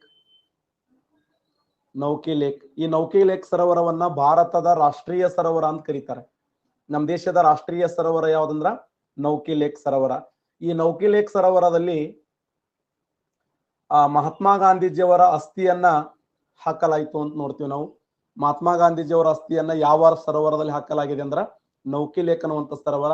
ಈ ನೌಕಿ ಲೇಕ್ ಸರೋವರ ಎಲ್ಲಿದೆ ಅಂದ್ರೆ ಅರಾವಳಿ ಬೆಟ್ಟಗಳ ಮೌಂಟ್ ಅಬು ಅಂತ ಏನ್ ಕರಿತೀವಲ್ಲ, ಆ ಮೌಂಟ್ ಅಬು ಅನ್ನುವಂತ ಒಂದು ಭಾರತ ದೇಶದ ಪಶ್ಚಿಮ ಭಾರತದ ಗಿರಿಧಾಮಗಳ ರಾಣಿ. ಅದು ಭಾರತದ ಪಶ್ಚಿಮ ಭಾರತ ಗಿರಿಧಾಮಗಳ ರಾಣಿ ಎನಿಸಿಕೊಂಡಿರ್ತಕ್ಕಂಥ ಅರಾವಳಿ ಬೆಟ್ಟಗಳಲ್ಲಿ ನೌಕಿ ಲೇಕ್ ಫೇಮಸ್ ಆಗಿದೆ ನೋಡಿ, ನೌಕಿ ಲೇಕ್. ಇನ್ನೊಂದ್ಸರಿ ಹೇಳ್ಬಿಡ್ತೀನಿ, ಒಂದ್ಸರಿ ರಿಪೀಟ್ ಮಾಡ್ಕೊಳ್ಳಿ, ನಾಳೆ ಎಕ್ಸಾಮ್ಗೆ ಹೆಂಗ್ ಬೇಕಾದಂಗೆ ಕೇಳಬಹುದು. ನಮ್ಮ ದೇಶದ ಅತಿ ದೊಡ್ಡ ಸಿಹಿ ನೀರಿನ ಸರೋವರ ಅಂದ್ರ ಉಲಾರ್ ಸರೋವರ. ದೇಶದ ಅತಿ ದೊಡ್ಡ ಸಿಹಿ ನೀರಿನ ಸರೋವರ ಅಂದ್ರ ಉಲಾರ್ ಸರೋವರ. ಎರಡನೇ ಸಿಹಿ ನೀರಿನ ಸರೋವರ ದಾಲ್ ಸರೋವರ. ಈ ದಾಲ್ ಸರೋವರದ ವಿಶೇಷ ಏನಂದ್ರ ಚಳಿಗಾಲದಲ್ಲಿ ಹೆಪ್ಪುಗಟ್ಟುವ ಸರೋವರವಾಗಿದೆ. ಯಾವ ಸರೋವರ ಚಳಿಗಾಲದಲ್ಲಿ ಹೆಪ್ಪುಗಟ್ಟುತ್ತದೆ ಅಂದ್ರೆ ದಾಲ್ ಸರೋವರ. ಯಾವ ಸರೋವರವನ್ನ ಭಾರತದ ತೇಲಾಡುವ ಸರೋವರ ಅಂತ ಕರೀತಾರೆ? ಲೋಕಟೆಕ್ ಸರೋವರ. ಇದು ಮಣಿಪುರ ರಾಜ್ಯದಲ್ಲಿ ಕಂಡು ಬರುತ್ತದೆ. ಈ ಲೋಕಟೆಕ್ ಸರೋವರದಲ್ಲಿ ಕಂಡು ಬರುವ ಪ್ರಸಿದ್ಧವಾದ ಹುಲ್ಲುಗಾವಲು ಯಾವ್ದಂದ್ರ ಪುಮದಿಸ್ ಅನ್ನುವಂತ ಹುಲ್ಲುಗಾವಲು. ಪುಮದಿಸ್. ಜಿಂಕೆಗಳು ಬರ್ತಾವೆ. ಜಿಂಕೆಗಳು ತಿನ್ನುವಂತ ಸಮಯದಲ್ಲಿ ಅವು ಏನ್ ಮಾಡ್ತಾವ ಅಂದ್ರೆ ಕಾಲ್ ಸಿಗಿ ಬೀಳ್ತದೆ. ಜಿಂಕೆಗಳು ಶಾಂಘೈ ಜಿಂಕೆಗಳು ಅಂತ ಕರೀತಾರ. ಅವಕ್ಕೆ ಶಾಂಘೈ ಜಿಂಕೆಗಳು ಬಂದು ಅದಕ್ಕೆ ಡಾನ್ಸಿಂಗ್ ಡೀರ್ ಅಂತ ಕರೀತಾರೆ. Very good, excellent. Dancing Deere ಅಂತ ಹೇಳಿ ಕರೀತಾರೆ ಶಾಂಘೈ ಜಿಂಕೆಗಳನ್ನ. ಪುಮದಿಸ್ ಅನ್ನುವಂತ ಹುಲ್ಲುಗಾವಲು ಫೇಮಸ್ ಇದೆ ಇಲ್ಲಿ.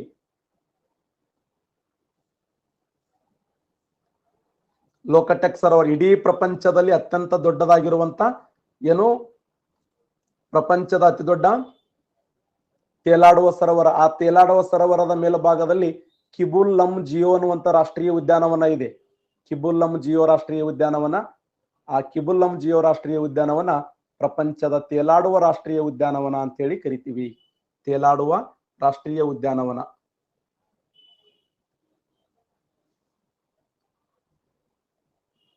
ಸಪ್ತಖಂಡಗಳ ಸಪ್ತ ಸರೋವರಗಳ ತೆಗೆದುಕೊಂಡಾಗ ಏಷ್ಯಾ ಖಂಡದಲ್ಲಿ ಕ್ಯಾಸ್ಪಿಯನ್ ಸರೋವರ ದೊಡ್ಡದಿದೆ. ಕ್ಯಾಸ್ಪಿಯನ್ ನಮ್ಮ ಏಷ್ಯಾ ಖಂಡದಲ್ಲಿ ಅತ್ಯಂತ ದೊಡ್ಡದಾಗಿರುವ ಸರೋವರ ಅಂದ್ರೆ ಕ್ಯಾಸ್ಪಿಯನ್. ಯುರೋಪ ಖಂಡದಲ್ಲಿ ಅತಿ ದೊಡ್ಡ ಸರೋವರ ಅಂದ್ರ ಲದೋಗ್. ಲದೋಗ್ ಸರೋವರ ಯುರೋಪ ಖಂಡದಲ್ಲಿ. ಆಫ್ರಿಕಾ ಖಂಡದಲ್ಲಿ ವಿಕ್ಟೋರಿಯಾ ಸರೋವರ. ವಿಕ್ಟೋರಿಯಾ ಸರೋವರ. ಉತ್ತರ ಅಮೆರಿಕದಲ್ಲಿ ಸುಪೀರಿಯರ್ ಸರೋವರ. ಸುಪೀರಿಯರ್ ಸರೋವರ. ದಕ್ಷಿಣ ಅಮೆರಿಕದಲ್ಲಿ ಟಿಟಿಕಾಕ್ ಸರೋವರ. ಟಿಟಿಕಾಕ್ ಸರೋವರ. ಅಂಟಾರ್ಟಿಕ್ ಖಂಡದಲ್ಲಿ ಪ್ರಿಯದರ್ಶಿನಿ. ಪ್ರಿಯದರ್ಶಿನಿ. ಆಸ್ಟ್ರೇಲಿಯಾ ಖಂಡದಲ್ಲಿ ಐರ್ ಸರೋವರ. ಐರ್ ಸರೋವರ. ನೋಡಿ, ಸಪ್ತ ಖಂಡಗಳ ಸಪ್ತ ಸರೋವರಗಳಂತ ನೋಡ್ತೀವಿ ನಾವು. ಏಷ್ಯಾ ಖಂಡದಲ್ಲಿ ಅತ್ಯಂತ ದೊಡ್ಡದಾಗಿರುವಂತ ಸರೋವರ. ಏಷ್ಯಾ ಖಂಡದ ಅತ್ಯಂತ ದೊಡ್ಡದಾಗಿರುವಂತ ಸರೋವರ ಯಾವುದು? ಏಷ್ಯಾ ಖಂಡದಲ್ಲಿ ಕ್ಯಾಸ್ಪಿಯನ್, ಯುರೋಪ ಖಂಡದಲ್ಲಿ ಲದೋಗ್, ಆಫ್ರಿಕಾ ಖಂಡದಲ್ಲಿ ವಿಕ್ಟೋರಿಯಾ, ಉತ್ತರ ಅಮೆರಿಕದಲ್ಲಿ ಸುಪೀರಿಯರ್, ದಕ್ಷಿಣ ಅಮೆರಿಕದಲ್ಲಿ ಟಿಟಿಕಾಕ್, ಅಂಟಾರ್ಟಿಕ್ ಖಂಡದಲ್ಲಿ ಪ್ರಿಯದರ್ಶಿನಿ, ಇನ್ನ ಆಸ್ಟ್ರೇಲಿಯಾ ದೇಶದಲ್ಲಿ ಐರ್ ಸರೋವರ ಅಂತೇಳಿ ನೋಡ್ತೀವಿ. ಐರ್ ಸರೋವರ.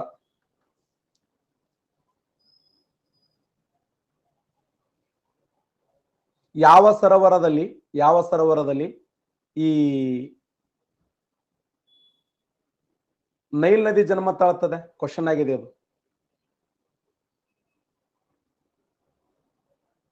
ಎಕ್ಸಲೆಂಟ್. ವಿಕ್ಟೋರಿಯಾ ಸರೋವರ. ನೋಡಿ, ಪ್ರಪಂಚದಲ್ಲಿ ನೈಲ್ ನದಿ ಜನ್ಮ ತಾಳದ ಎಲ್ಲಿ ಅಂತಂದ್ರೆ ವಿಕ್ಟೋರಿಯಾ ಸರೋವರದಲ್ಲಿ. ನೈಲ್ ಪ್ರಪಂಚದ ಅತ್ಯಂತ ಉದ್ದವಾಗಿರುವಂತ ನದಿ ಅಂತ ಕರೀತಾರೆ. ಜಗತ್ತಿನ ಅತ್ಯಂತ ಉದ್ದವಾಗಿರುವಂತ ನೈಲ್ ನದಿ ವಿಕ್ಟೋರಿಯಾ ಸರೋವರದಲ್ಲಿ ಜನ್ಮ ತಾಳುತ್ತದೆ. ಪ್ರಪಂಚದ ಅತ್ಯಂತ ಉದ್ದವಾಗಿರುವಂತ ನದಿ ಅದು ನೈಲ್ ನದಿ ವಿಕ್ಟೋರಿಯಾ ಸರೋವರದಲ್ಲಿ ಜನ್ಮ ತಾಳುತ್ತದೆ. ನೋಡಿ, ಸಪ್ತ ಖಂಡಗಳ ಸಪ್ತ ಸರೋವರಗಳು. ಪ್ರಪಂಚದ ಅತಿ ದೊಡ್ಡ ಸರೋವರ ಅಂದ್ರೆ ಕ್ಯಾಸ್ಪಿಯನ್ ಸರೋವರ. ಕ್ಯಾಸ್ಪಿಯನ್ ಸರೋವರ. ಕ್ಯಾಸ್ಪಿಯನ್ ಸರೋವರ ಯಾವ ದೇಶದಲ್ಲಿದೆ? ಕ್ಯಾಸ್ಪಿಯನ್ ಸರೋವರ ವೆರಿ ಗುಡ್, ಇರಾನ್ ದೇಶದಲ್ಲಿ ಕಂಡು ಬರ್ತದೆ. ಇರಾನ್ ದೇಶದಲ್ಲಿ. ಇರಾನ್ ದೇಶ. ಪ್ರಪಂಚದ ಅತ್ಯಂತ ದೊಡ್ಡದಾಗಿರುವಂತ ಸಿಹಿ ನೀರಿನ ಸರೋವರ ಅಂದ್ರ ಸುಪೀರಿಯರ್ ಸರೋವರ. ಸುಪೀರಿಯರ್ ಸರೋವರ. ಸುಪೀರಿಯರ್ ಸರೋವರ ಎಲ್ಲಿ ಕಂಡು ಬರ್ತದೆ? USA, United state of America. ಪ್ರಪಂಚದ ಅತಿ ದೊಡ್ಡ ಉಪ್ಪು ನೀರಿನ ಸರೋವರ? ಉಪ್ಪು ನೀರಿನ ಸರೋವರ ವಾನ್ ಲೇಕ್ ಸರೋವರ. ವಾನ್ ಲೇಕ್ ಸರೋವರ. ವಾನ್ ಲೇಕ್ ಸರೋವರ ಎಲ್ಲಿದೆ? ಟರ್ಕಿ ದೇಶದಲ್ಲಿ ಕಂಡು ಬರುತ್ತದೆ.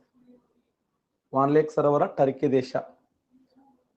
ಜಗತ್ತಿನ ಅತಿ ಎತ್ತರವಾದ ಸರೋವರ? ಜಗತ್ತಿನ ಅತ್ಯಂತ ಎತ್ತರವಾದ ಸರೋವರ ಟಿಟಿಕಾಕ್ ಸರೋವರ. ನೋಡಿ, ಟಿಟಿಕಾಕ್ ಸರೋವರ. ಟಿಟಿಕಾಕ್ ಸರೋವರ ಎಲ್ಲಿದೆ? ಸೊಶೆಕೂರ್ ಇತ್ತು ಫಸ್ಟ್, ಈಗ ಟಿಟಿಕಾಕ್ ಇದೆ ಬೋಲವಿಯಾ ದೇಶದಲ್ಲಿ. ಬೋಲವಿಯಾ ದೇಶದಲ್ಲಿ. ಬೋಲವಿಯಾ. ಪ್ರಪಂಚದ ಅತ್ಯಂತ ಆಳವಾದ ಸರೋವರ? ಎಸ್, ವೆರಿ ಗುಡ್, ಬೈಕಾಲ್ ಸರೋವರ. ನೋಡಿ, ಬೈಕಾಲ್ ಸರೋವರ. ಬೈಕಾಲ್ ಎಲ್ಲಿದೆ? ರಷ್ಯಾ ದೇಶದಲ್ಲಿ ಕಂಡು ಬರ್ತದೆ. ರಷ್ಯಾ ದೇಶದಲ್ಲಿ ಬೈಕಾಲ್ ಸರೋವರ. ಜಗತ್ತಿನ ಅತಿ ದೊಡ್ಡ ಜ್ವಾಲಾಮುಖಿಯ ಸರೋವರ? ಶಬಾಷ್, ತೋಬಾ ಸರೋವರ. ನೋಡಿ, ತೋಬಾ ಸರೋವರ. ತೋಬಾ ಸರೋವರ ಎಲ್ಲಿದೆ?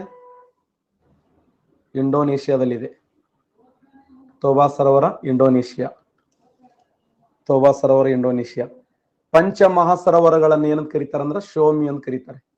SHOME. ಶೋಮಿ. ಸುಪೀರಿಯರ್ ಸರೋವರ, ಯುರಾನ್ ಸರೋವರ, ಓಟಾಯೋ ಸರೋವರ, ಮಿಚಿಗನ್ ಸರೋವರ, ಈರಿ ಸರೋವರ. ಇವುಗಳನ್ನು ಶೋಮಿ ಅಂತ ಕರೀತಾರೆ. ಸೋಮಿ ಅಂತ ನೆನ್ಪಿಡ್ರಿ. ಎಸ್ ಅಂದ್ರ ಸುಪೀರಿಯರ್. ಸುಪೀರಿಯರ್. ಎಚ್ ಅಂದ್ರೆ ಯುರಾನ್. ಯುರಾನ್. ಓ ಅಂದ್ರೆ ಓಟಾರಿಯೋ. ಓಟಾರಿಯೋ. ಎಂ ಅಂದ್ರೆ ಮಿಚಿಗನ್. ಮಿಚಿಗನ್. ಇ ಅಂದ್ರ ಈರಿ. ಬಟ್ ಅನುಕ್ರಮವಾಗಿ ಹಿಂಗೆ ಗೊತ್ತಿರಬೇಕು, ಇದೇ ತರನೇ ಗೊತ್ತಿರಬೇಕು. ಯಾಕಂದ್ರೆ ಇದು ಡೈಗ್ರಾಮ್ ಮೇಲೆ ಕೇಳುವಂತ ಸಾಧ್ಯತೆ ಇದೆ. ಡೈಗ್ರಾಮ್ ಮೇಲೆ SHOME, ಎಸ್ ಅಂದ್ರೆ ಸುಪೀರಿಯರ್, ಎಚ್ ಅಂದ್ರೆ ಯುರಾನ್, ಓ ಅಂದ್ರೆ ಒಟ್ಟಾರು, ಎಂ ಅಂದ್ರೆ ಮಿಚಿಗನ್, ಇ ಅಂದ್ರೆ ಈರಿ. ಒಂದ್ರ ಕೆಳಗೆ ಒಂದು ಕರೆಕ್ಟ್ ಅದ ನೆನ್ಪಿಡಿ. ಸಹಸ್ರ ಸರೋವರಗಳ ನಾಡು ಯಾವುದು? ಸಹಸ್ರ ಸರೋವರಗಳ ನಾಡು ಫಿನ್ಲ್ಯಾಂಡ್ ನೋಡಿ. ಸಹಸ್ರ ಸರೋವರಗಳ ನಾಡು ಯಾವ್ದಂದ್ರ ಫಿನ್ಲ್ಯಾಂಡ್. ಫಿನ್ಲ್ಯಾಂಡ್ ದೇಶವನ್ನು ಸಹಸ್ರ ಸರೋವರಗಳ ನಾಡು ಅಂತ ಕರೀತಾರೆ. ಫಿನ್ಲ್ಯಾಂಡ್ ದೇಶವನ್ನ ಸಹಸ್ರ ಸರೋವರಗಳ ನಾಡು.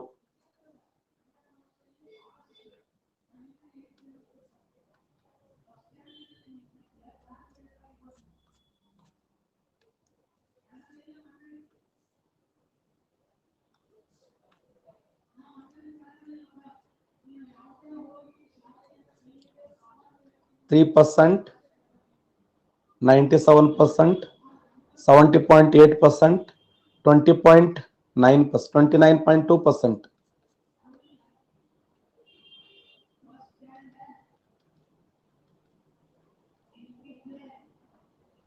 ಪ್ರಪಂಚದ ಅತ್ಯಂತ ದೊಡ್ಡದಾದ ಪ್ರಪಂಚದಲ್ಲಿ ಸಿಹಿ ನೀರಿನ ಪ್ರಮಾಣ ಎಷ್ಟಿದೆ? ಭೂಮಿಯ ಮೇಲೆ ಸಿಹಿ ನೀರಿನ ಪ್ರಮಾಣ, ಶುದ್ಧ ಕುಡಿಯುವ ನೀರಿನ ಪ್ರಮಾಣ ಎಷ್ಟಿದೆ? 78% ಕರೆಕ್ಟ್ ಆನ್ಸರ್ ಮಾಡಿದ್ದೀರಿ, ಎಕ್ಸಲೆಂಟ್. ಭೂಮಿಯ ಮೇಲೆ ಶುದ್ಧ ಕುಡಿಯುವ ನೀರಿನ ಪ್ರಮಾಣ ಎಷ್ಟಿದೆ ಅಂದ್ರ 3% ಇದೆ ನೋಡಿ. ಟೋಟಲ್ ಭೂಮಿಯ ಮೇಲೆ ಶುದ್ಧ ಕುಡಿಯುವ ನೀರಿನ ಪ್ರಮಾಣ ಎಷ್ಟಿದೆ ಅಂದ್ರ 3% ಇದೆ. ಇನ್ನು ಸಲೈನ್ ವಾಟರ್ ಎಷ್ಟಿದೆ ಅಂದ್ರೆ 97% ಇದೆ. ಸಲೈನ್ ವಾಟರ್ ಅಂದ್ರ ಲವಣಾಂಶದಿಂದ ಕೂಡಿದಂತ ನೀರಿನ ಪ್ರಮಾಣ 97%. ಲವಣಾಂಶ ಪ್ರಮಾಣ 97, ಶುದ್ಧ ಕುಡಿಯುವ ನೀರಿನ ಪ್ರಮಾಣ 3%. ಇದೇ ಕ್ವಶನ್ ಆಗಿದೆ. PC ಬಹಳ ಸರಿ ಕ್ವಶನ್ ಕೇಳೇನ ಇದನ್ನು.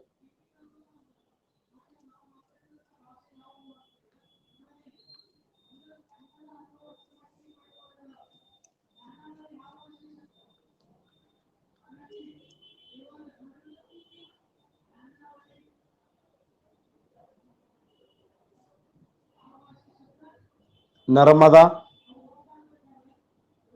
ಕಾಳಿ, ಕಾವೇರಿ, ನೇತ್ರಾವತಿ.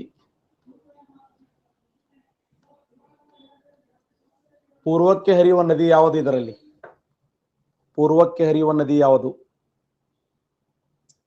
55% ಕರೆಕ್ಟ್ ಆನ್ಸರ್ ಮಾಡಿದ್ದೀರಿ. ಪೂರ್ವಕ್ಕೆ ಹರಿಯುವ ನದಿ ನೋಡಿ, ಸಿಂಪಲ್ ಕ್ವಶನ್ ಇದೆ ಇದು. ಯಾಕಂದ್ರೆ ನದಿಗಳ ದಿಕ್ಕಿನ ಮೇಲೆ ಕ್ವಶನ್ ಕೇಳ್ತಾನೆ. ಇವೆಲ್ಲಾ ನದಿಗಳು ನರ್ಮದಾ ಆಗಲಿ, ಕಾಳಿ ಆಗಲಿ, ನೇತ್ರಾವತಿ ಆಗಲಿ, ಎಲ್ಲಾ ನದಿಗಳು ಪಶ್ಚಿಮಕ್ಕೆ ಹರಿತಾವ. ಇವು ಪಶ್ಚಿಮಕ್ಕೆ ಹರಿಯುವ ನದಿಗಳು. ಬಟ್ ಕಾವೇರಿ ನದಿ ಇದೆಯಲ್ಲ, ಇದು ಪೂರ್ವಕ್ಕೆ ಹರಿಯುವಂತ ನದಿ. ಪೂರ್ವಕ್ಕೆ ಹರಿಯುವ ನದಿ ನರ್ಮದಾ, ಕಾಳಿ, ನೇತ್ರಾವತಿ ಇವೆಲ್ಲ ಎದಕ್ಕೆ ಹರಿತವೆ? ಪಶ್ಚಿಮಕ್ಕೆ ಹರಿಯುವ ನದಿಗಳು. ಬಟ್ ಕಾವೇರಿ ಇದೆಯಲ್ಲ, ಪೂರ್ವಕ್ಕೆ ಹರಿಯುವಂತ ನದಿಯಾಗಿದೆ. ಧುವಂದರ್ ಎಂಬ ಪ್ರಸಿದ್ಧವಾದ ಜಲಪಾತ ನಿರ್ಮಾಣ ಮಾಡಿದ ನದಿ ಯಾವುದು? ಧುವಂದರ್.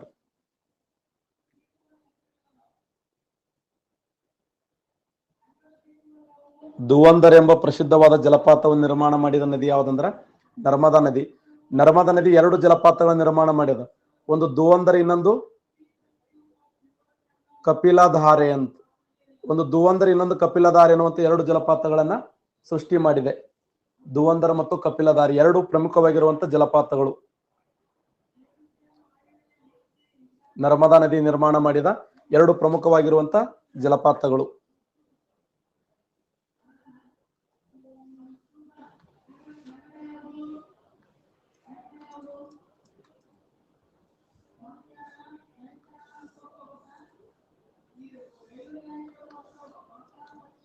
ಮಂಗಳೂರು ಬೆಂಗಳೂರು ಯಾವ ಅಕ್ಷಾಂಶಗಳ ಮೇಲೆ ಹಾದು ಹೋಗಿದೆ ಅಂದ್ರ ಎಸ್, ವೆರಿ ಗುಡ್. 13 ಉತ್ತರ ಅಕ್ಷಾಂಶಗಳ ಮೇಲೆ ಹಾದು ಹೋಗಿದೆ ನೋಡಿ. ನೋಡಿ, ಒಂದೇ ಅಕ್ಷಾಂಶದಲ್ಲಿ ಕಂಡು ಬರ್ತವೆ ಮಂಗಳೂರು ಬೆಂಗಳೂರು.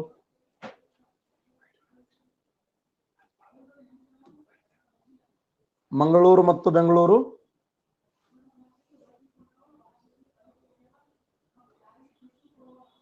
ದಕ್ಷಿಣ ಕನ್ನಡ ಮಂಗಳೂರು. ಬೆಂಗಳೂರು.